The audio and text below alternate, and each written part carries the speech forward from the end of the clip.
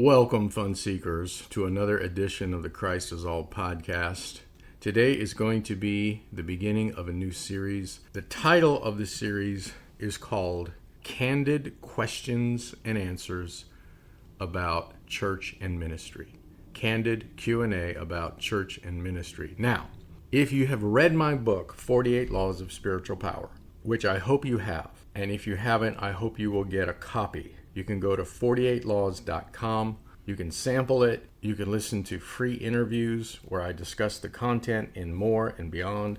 But in that book, I make the statement that every Christian is on a missions trip, meaning we're all called to ministry in some form or fashion. If you are a Christian, you are a servant. You're part of the priesthood of all believers, therefore you're a priest. You are in ministry.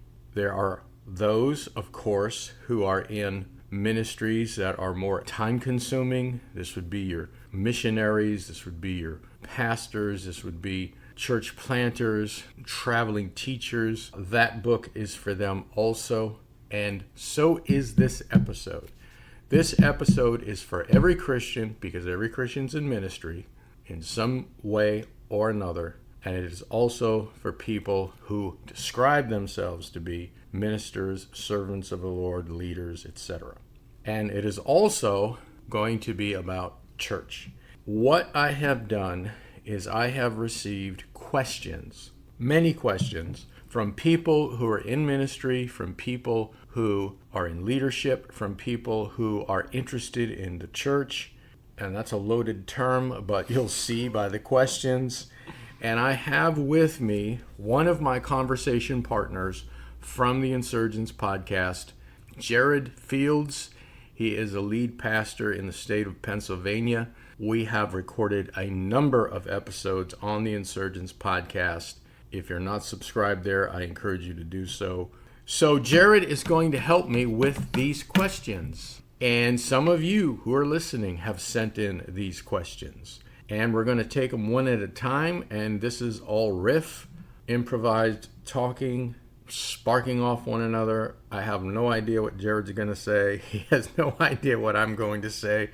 We may disagree on some things, and that's okay, as Stuart Smalley would say. Jared, are you ready? I am ready. Okay. Here is the first question, and I am not going to answer it now. I'm going to wait later. I may answer it in one of the other episodes in this series. But I want to read it first because I think it's interesting, and if you want to hear my answer to it, hold on and keep listening to this episode and the ones to come. Here's the question.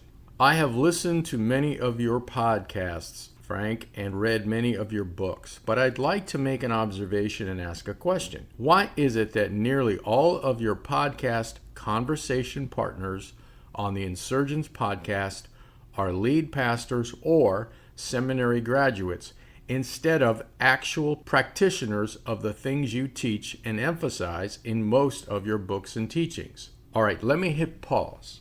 I don't know that this person has read most of my books because of what's to come next, but most of my books are on Jesus Christ, knowing Him, the kingdom of God, spiritual transformation, and ministry. That's what most of my books are about.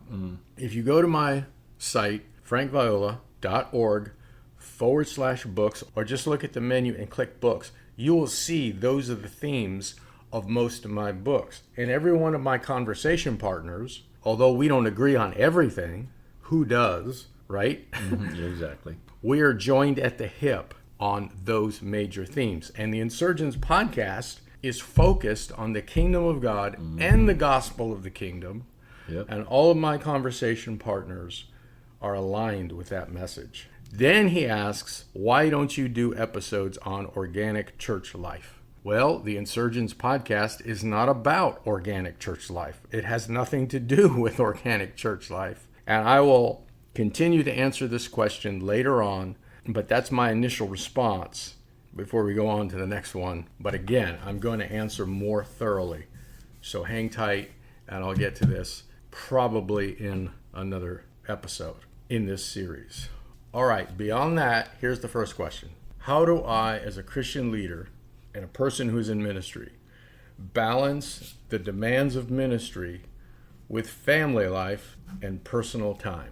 I'm going to default to you to start us off, Jared. Well, I mean, and that's a really good question because I have seen the evidence of an entire generation and several generations of pastors that did not do that, and what it's done to their kids. Like when I was in seminary, many of the people I was going to school with, their parents had what I would say sacrificed their families at the altar of ministry. Mm-hmm. And so that's something that as I was being formed in ministry in that way, I wanted to make sure that I didn't do. And so one of the things that my wife and I do whenever we're even beginning to talk to churches, like the church I'm at now, this was one of the first things that we let them know. We let them know, we want you to know first and foremost our priorities. Our priorities are God first. My first ministry is my family, and the church is third. And we live that out. We try to make sure that we do not make our kids sacrifice. Like I said, I've seen lots of sacrifice unduly. We've seen lots of pastors' families that they didn't see their parent who was a pastor. They would have many times when they wouldn't eat with them. We are deliberate in our family that we eat meals 5 times a week. We eat dinner together at least, and we make an effort to spend time together as a family. Make sure we have a family night every Thursday night. That's off limits for anything else. And during our summers, my wife and I have because of her job, she was able to do this. We schedule where we have Fridays off, and so we can, as a family, do things during the summer on Fridays as well. And so we put those things into place. And there are times that, you still get those calls, and I have to say, no, I can't do that. We have this obligation. And I just say that. And I just make time for my family in that way. One of the things that I recommend all pastors do for a break that is truly a break with one's family is, if you can afford to do it, take a short cruise, because that is something that we do. Where all 4 of us, I have 2 daughters, one's 11 and one's 16, and my wife, we go and we spend time together on that. We play games, we enjoy whatever there is to enjoy, and it's time that it's not likely that that's going to get interrupted. We've done, I think, 5 cruises, and only once did it get interrupted by a phone call from the ministry I was a part of. And that phone call that was just one of my youth calling, hey, I just wanted to see how you're doing. Are you going to be there tonight? He forgot I was gone. And as soon as he knew I was gone, he's like, oh, I'm so sorry, Jared. Yeah, I'll talk to you later, But making those deliberate choices for that balance and sticking with it. And that's easier said than done. My wife holds me accountable to that. If I'm starting to err away from that, if I'm starting to, not have that balance in my life, she'll call me out on it. As far as personal time, that's something that you do have to schedule that too. It used to be that the idea of a lot of pastors, they would work 60, 70 hours a week, and would proudly talk about that. I've been there. And so one of the things I do is I do look at my schedule, my calendar, and if I am not taking my Sabbath, that's a problem. If I am working on my days off, I have to find that balance, because I had a good friend of mine that would always tell me, Jared, if you don't take the Sabbath will take you. And it will do so in the most inconvenient fashion as well. And so those, for me, looking at those boundaries and having them there and communicating that up front, I think has helped me, because our church gets it. They understand that our family is our first ministry because we live it out. I agree with everything you said there. I would just add a few things. A lot of that has to do with how old your children are, how many children you have. So that's a component in this. There are different phases that children go through. The other thing about it is, and this is another side to this, it is very true that a person who is in ministry, particularly full-time, could sacrifice their family on the altar of the church. Absolutely. And that has happened all too often. But it's also possible to sacrifice the Lord on the Yes. altar of the family. Absolutely. And that's borne out in the teachings of Jesus. If you read everywhere he speaks about the family, you find that there is a danger there as well. You're right. If you're called to the Lord's work, we are all in danger of falling off one side of the horse or the other. The other thing, too, is I don't particularly like the framing of this question, how do I balance the demands of, as if, you're on this scale or teeter-totter and your goal is to just keep it straight. Here's the thing. Life is seasonal, and spiritual life is seasonal, and ministry is seasonal, right? We all have a number of components in our lives, and there are seasons for each one. So let me give you an example. Let's say that you are now going to take a course or an intensive. It's going to take you a year. Now, once that year is over, if part of this education is over, right? That's going to mean you're going to have to spend more time in that season for that course, right? Yeah. And so that will take away from some other things. On the other hand, there are going to be seasons where people who are close to you are going to need more of you, right, than another season. A lot of this has to do with what different ones are going through in the family, in friendships, etc. So it's really important to discern the season, and when that season ends, to pick up all the responsibilities that you have. I'll put it this way, and this is a general principle that everyone can apply to their own lives in this area. The first one is nothing gets done without intention. If you are not intentional with ministry time with your spouse, time with your family, time with your friends, time with your extended family, right? Mothers, fathers, sisters, brothers. If you're not intentional with diet, if you're not intentional with health, if you're not intentional with education, and whatever form that is, if you're not intentional with ministry, then all of those things are going to fall, and it's going to be lopsided, and some areas are going to suffer. Without intention, nothing gets done. And the other thing I would add to that is if you don't schedule it, it won't happen. If you don't schedule it, it won't happen. And by that I mean make appointments. Have a calendar, whether it's digital or handwritten, printed, and make appointments for everything. I'm going to have a date with my wife or my husband on this day. I'm going to spend the whole day with my eldest child. Okay, and we're going to go off somewhere, and given their age, that will determine what you do. But the whole day, okay? I'm going to, and I'm not saying every week, but I'm saying as an example, you're scheduling things. I'm going to spend 2 hours on Thursday morning to write an article. I'm going to spend early in the morning with the Lord in the scriptures or what have you, and write out the times and block those things out. And unless the house is on fire, keep to those things. Just as if you have a doctor's appointment, you've waited 4 months to get it, you're not gonna break it. So don't break, right, the date with your wife. Don't break that day with your child. Don't break that time where you're gonna write the article or the book.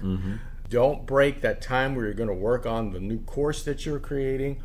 Don't break that time with the Lord. And in my experience, because I work with leaders, you were in my last mastermind.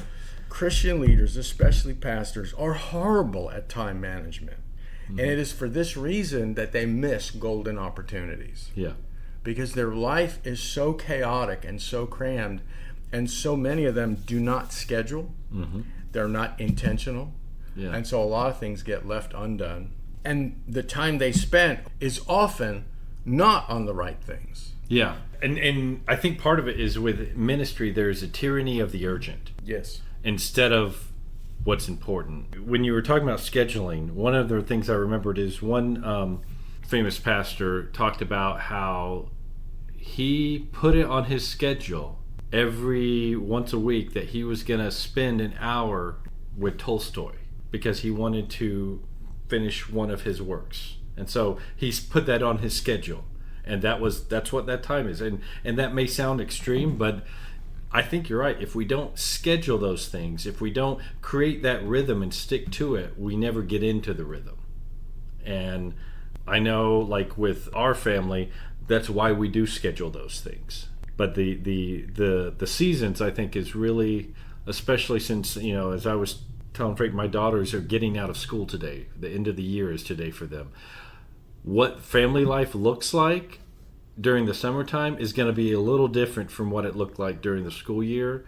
And as they grow up, that will change even more. And so that idea of the seasons and the idea of there will be times that you talk with your family and you come to an understanding that, okay, like for example, if you're doing school, you're sacrificing for something that will end. Right. It's not like a constant thing. That's right. There is a time period for this. Yep. And that's a little different. It's a season. Yeah, it's not the normal thing. A lot of pastors, I think, are addicted to chaos. And just the emergencies that come up, and so they have some sort of dysfunction where they crave that. It's not healthy. The principles that I'm laying out here came out of my own mistakes, because I think all of us have failed in this area in some ways. I know I have throughout the years. I think I have it pretty good now. My parents are still alive, thank God, and I am intentional about spending time with them, even though they live in a different city. But I do think that there is also the tyranny of spending time on the wrong things. I think for most people, and this is something we hear all the time, I don't have the time. We all have the same amount of time. 168 hours a week. Yeah, exactly. We all have the same. It's not a lack of time issue. It's a priority issue and a scheduling issue and an issue of intentionality. There's also creativity here. My car, my automobile, is a mobile university because I use my driving time to learn. There's constant input that's going on, whether it's in a form of a lecture I'm listening to, or a message, or an audiobook, or a podcast, or what have you. I remember reading about how Watchman Nee's wife said of Watchman Nee, "My husband doesn't waste 5 minutes." Now, I cannot make that claim, all right? I have wasted much more than 5 minutes, but it inspired me to be intentional. And I think I'm at the point now, and it's been so for a number of years. I actually created a course called Prolific, which is all about creativity, productivity, insane productivity, goal setting, scheduling, etc., that has come out of my own experience of life. I hope this helps people who are listening, especially those who are in intense ministry situations, right? Because we all have a different rhythm when it comes to ministry work, personal time, etc. For me, I build into my daily schedule, right? I don't wait for the vacation to show up. I build time for recharge, rest, relaxation every single day. And I that's, for me, I have to do that as well. I think part of it is also, there's one simple thing that you can do to help with that, and it's learn to say something. Learn to say no. Right. No, I'm serious though. But as That's pastors, a lot of times, and ministry leaders, we struggle to say no. There is always going to be someone with a great idea that God has laid on their heart to tell you to do. God doesn't give other people your dreams. And I have very rarely has someone came to me and told me something God told them that God wasn't already working in my life. I've not had that happen. And the people that come to me, well, you need to do this. I'm like, is that right? Did God tell you this needed done? And when you ask, well, yeah. I'm like, well, God usually, he begins to talk to the people that need to be doing it first. And then they are given confirmation by other people around them as well. And I haven't heard that yet.